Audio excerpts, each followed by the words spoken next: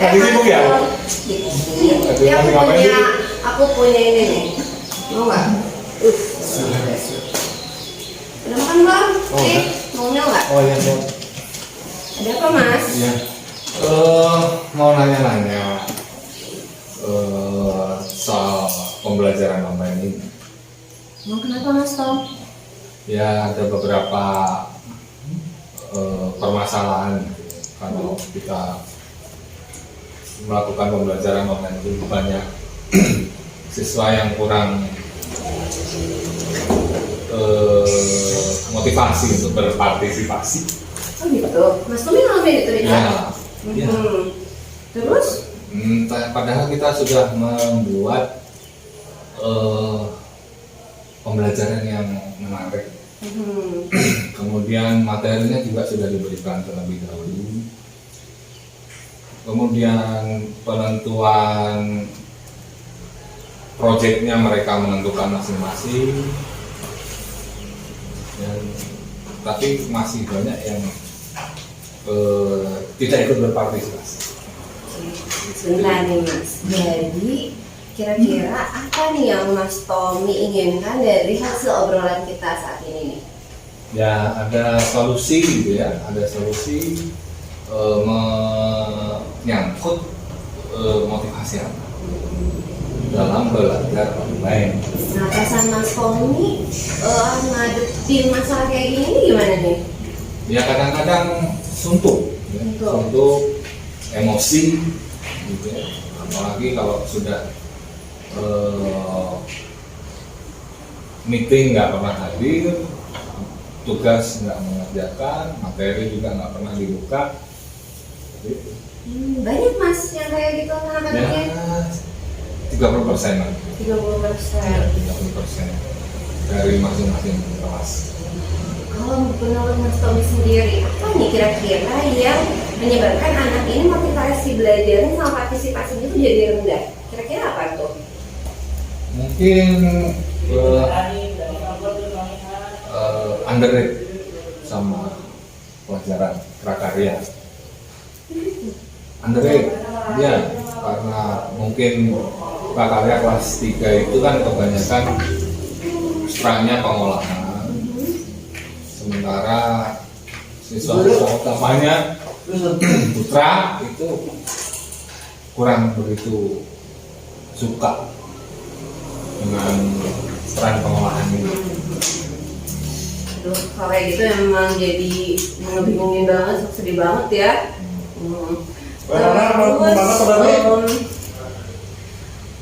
Kira-kira apa yang udah pernah dilakukan sama Mas Tommy untuk menyelesaikan masalah ini? Saya sudah mencoba untuk membuat kelompok berdasarkan kedekatan rumah. Dengan harapan teman-temannya itu mengajak yang bersangkutan itu untuk melakukan proyek ini. Cuman masalahnya kadang-kadang yang bersangkutan tidak ada di rumah, sulit dihubungi bahkan oleh temannya sendiri. Seperti itu. Jadi sepertinya terbentur ya, masalah seperti masalah kurang koneksi, tidak bisa berkomunikasi bahkan pada temannya sendiri. Jadi Mas Tommy rasa bingung banget sama partisipasi anak, dan Mas Tommy ini sudah mulai menggabungkan mereka yang dekat dengan yang dekat. Hasilnya seperti apa? Alhamdulillah itu sebetulnya. Kalau saya tidak melihat mereka dari kelas mana, silahkan bergabung dengan kelas manapun yang rumahnya dekat. Gitu. Ya kalau saya bandingkan dengan ketika saya gabungkan berdasarkan kelompok per kelas itu partisipasinya jauh lebih bagus kalau mereka dibuat berdasarkan kedekatan rumah. Berarti ada efeknya ya Iya. dengan ini. Nah, kira-kira ada solusi lain nggak tuh selain itu? Satu dua kelompok itu bahkan sampai mencari ke rumah yang bersangkutan untuk diajak, gitu. Karena memang yang bersangkutan ini bahkan menunggui sampai yang bersangkutan pulang dari main. Oh, jadi si temennya ini Iya. gitu ya. Sampai Betul seperti sekali itu. ya temannya tuh. Jauh Itu apa dari- yang dilakukan sama Mas Tony sampai si temannya ini mau gigih banget nih ngajakin temannya yang lain. Oh. Saya memang bilang ke temannya yang terutama yang aktif gitu ya, bahwa kasihan sekali kalau sampai nggak diajak, karena kesempatan yang ikut dalam proyek ini gitu ya, hadir untuk mengerjakan dia jadi ada keterampilan. Ini kan ada keterampilan.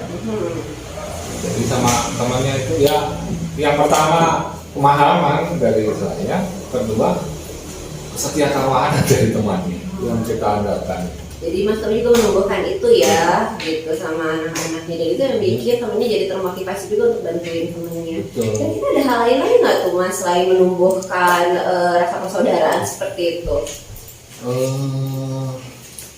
Sementara itu aja.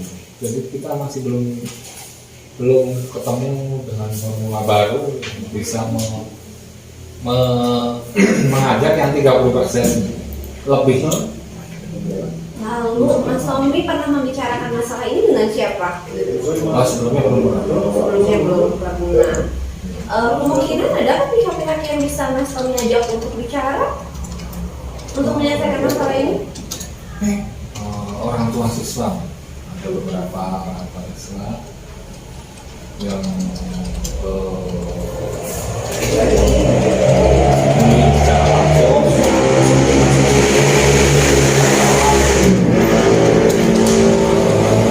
rumahnya agak kesulitan sinyal seperti itu.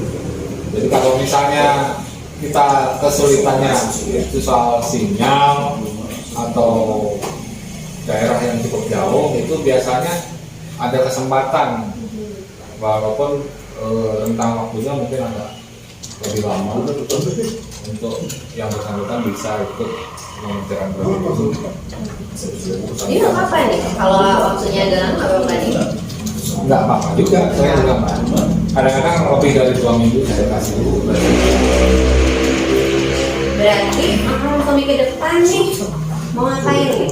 Apakah yang tadi mau diteruskan atau seperti apa?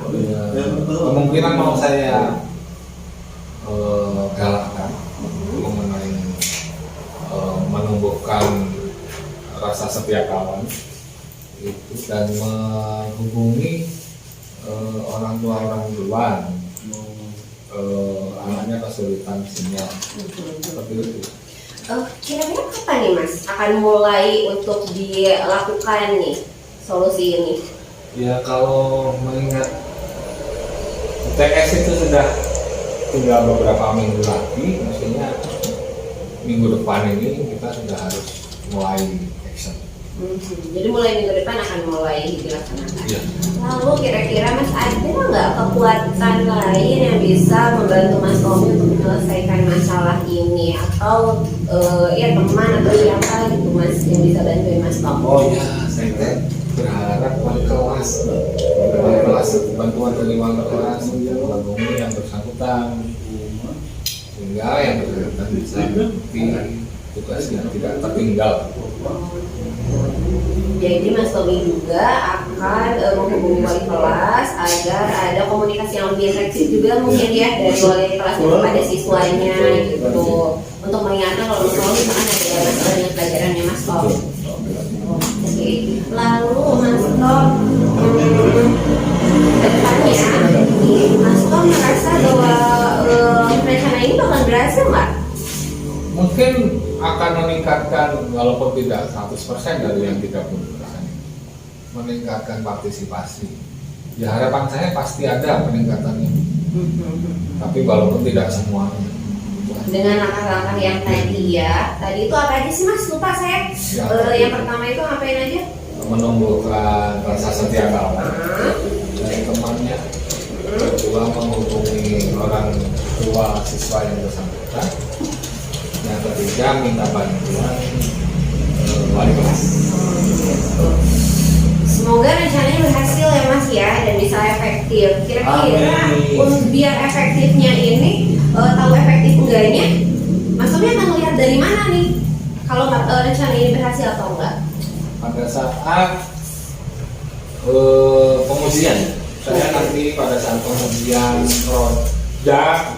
project itu akan saya wajibkan semua anggota kelompok untuk hadir.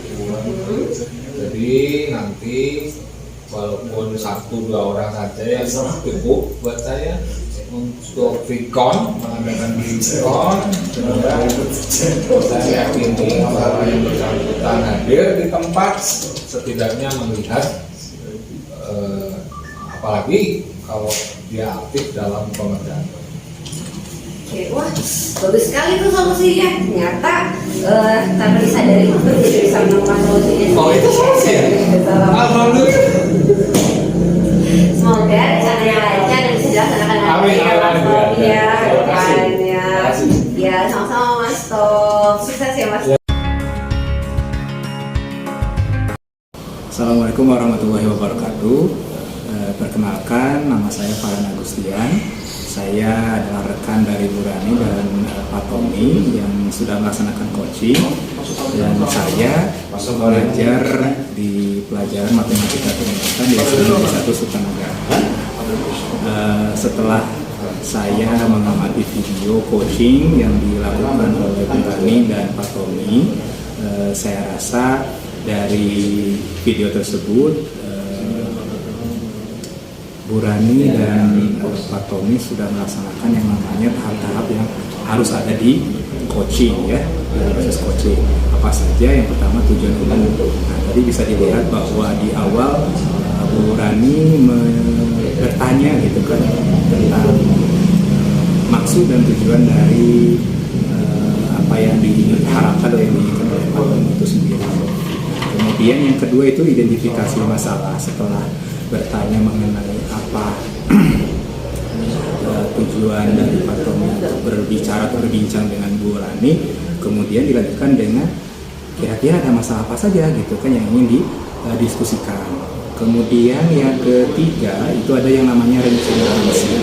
Nah, setelah masalahnya diketahui kira-kira apa saja, kemudian Bu Rani di sana bertindak sebagai katakanlah pihak yang mengarahkan kira-kira rencana apa saja yang akan dilakukan gitu kan oleh Pak Tommy untuk menghadapi atau menyelesaikan masalah yang selama ini dihadapinya ketika pembelajaran daring. Dan yang terakhir itu kan ada tanggung jawab ya di sini.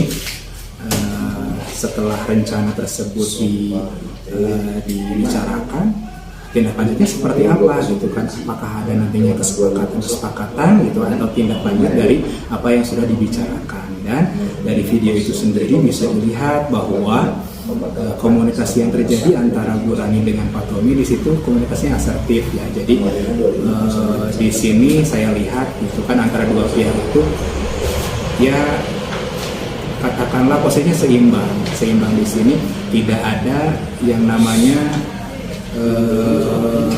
Bu Rani itu di atas Pak Tommy katakanlah ya, jadi menekan atau bagaimana, tidak, tetapi justru di sana Bu Rani hanya sebagai pengarah saja, jadi memunculkan kira-kira ide atau apa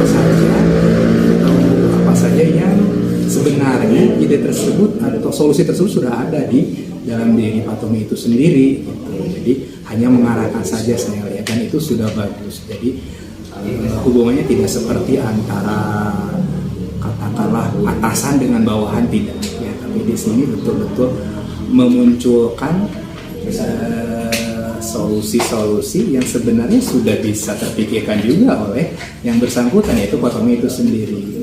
Seperti itu mungkin pendapat dari saya dari apa yang sudah saya lihat.